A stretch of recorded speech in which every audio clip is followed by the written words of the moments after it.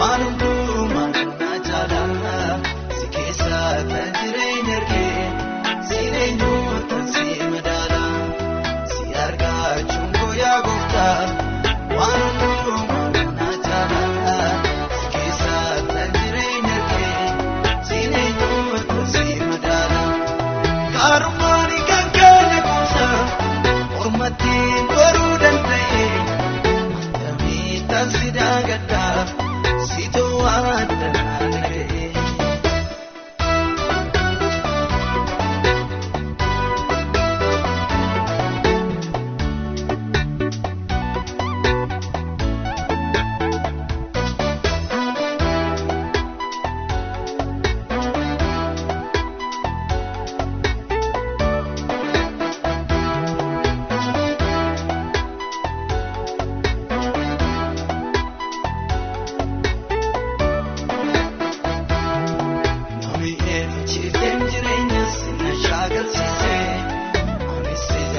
Dengara kosiratan yatise amma sammas dimensi ada simalolem bulu gargara ko marana kina furake wallalu namiye fichifte jirenya sinna shagalchise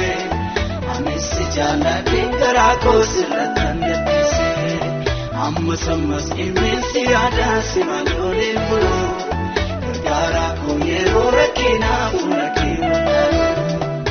argachuun guyyaa gooftaa waan hundumaa na jaalala si keessa kan jireenya argee siin eenyuutu si madaala si argachuun guyyaa gooftaa waan hundumaa na jaalala si keessa kan jireenya argee siin eenyuutu si madaala gaarummaan kan kenne kuusa mormattiin goruu danda'e. Si dagadda si to'adda naga'e.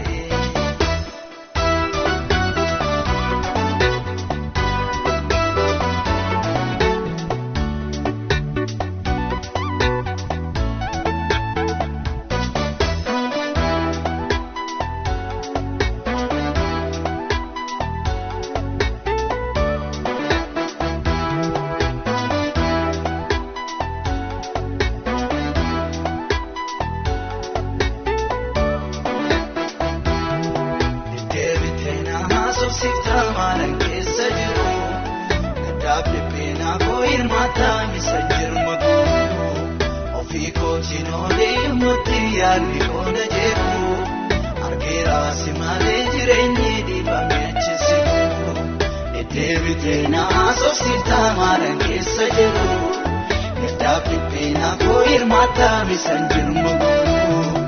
ofii kootiin olee mutti yaadni koona jeeku Erasi male jireenyi dhiibame achisitu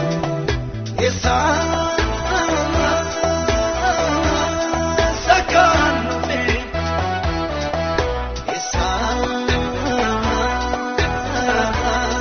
sakaan jiru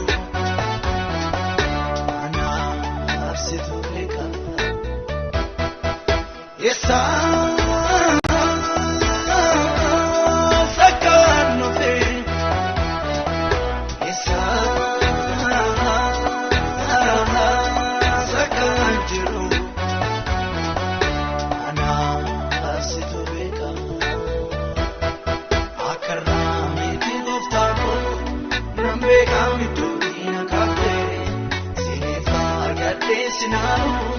Billy Coco Sinago,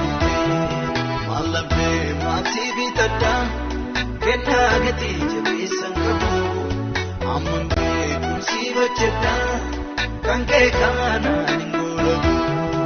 Akana, meeting of Tampo,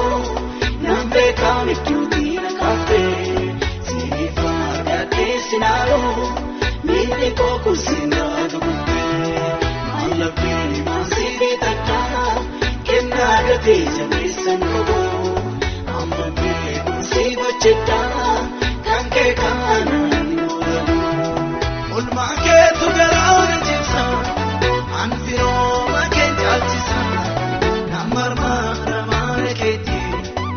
ke no dumbo kompoti,